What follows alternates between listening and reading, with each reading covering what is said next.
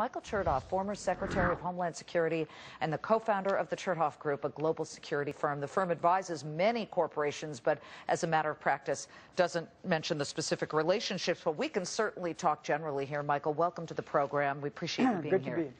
Good to be on.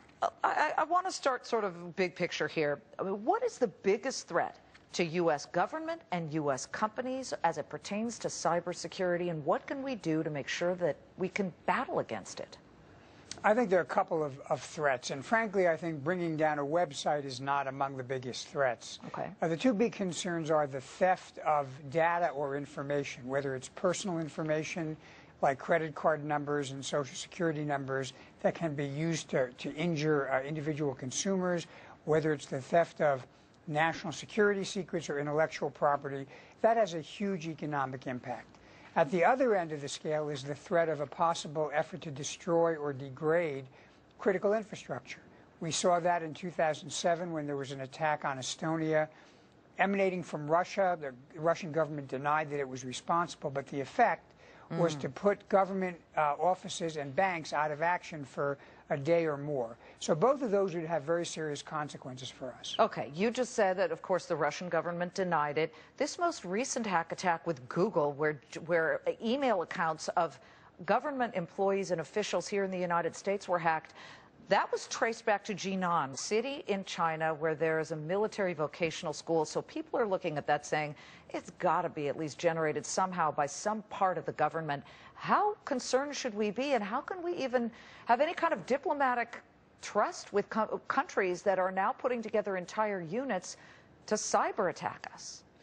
You know, well, you've underscored one of the big problems in this area, which is what we call the problem of attribution. How do you actually prove who is responsible for an attack? Now, you can track it back to an IP address in a particular location, but that's not quite the same thing as demonstrating that a particular individual was involved in launching the attack or that the government was involved. Now, there are other things we can do to try to establish who is responsible, and some of that involves intelligence collection, but of course that's not the kind of information you want to make public.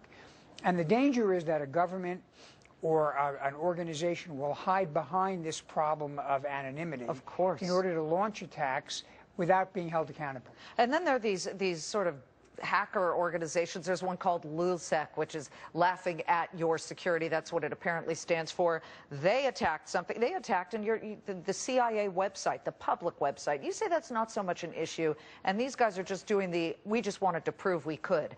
But going to companies like a Citigroup or a Sony lost more than $150 million trying to battle the hacking attack that they had to endure for their PlayStation Online efforts.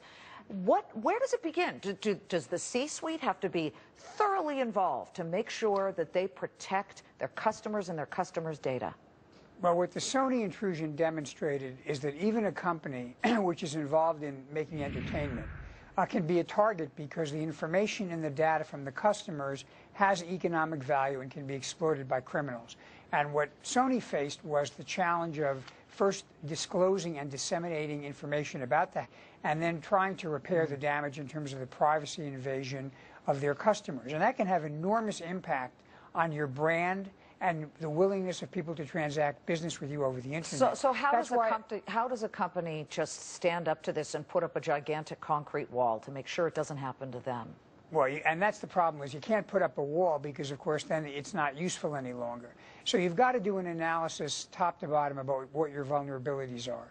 Sometimes the answer is to make sure that you reduce the amount of personal data you hold, or you keep it in a separate space where it's compartmented away from other kinds of network traffic. Sometimes it involves having internal processes that minimize the risk that people will be able to enter your network or hack into your system. Sometimes it involves putting tools in place that make it easier to detect attacks. Spearfishing. This is fish as in Phishing. Spearfishing is where there are these emails that are in essence spoofing, and they're a fraud attempt. I get a lot of fake stuff from fake eBay, where they're asking me for my ID and my information for PayPal. There's always a word spelled wrong, and that's how I know that it can't be right. Well, that's true in a lot of cases. Unfortunately, what we've seen is increasingly the very sophisticated spearfishers are very, very good at mimicking what an official-looking or an authentic type of email will look like. They will have obtained from other prior activities information about you as the target that makes it seem like the person writing the email really knows you. And that's why anytime anybody asks you to provide personal information or even to click on a link, you ought to not only look within the four corners of the email, but you ought to ask yourself whether this is the kind of email you would expect to get, given your relationship with the sender.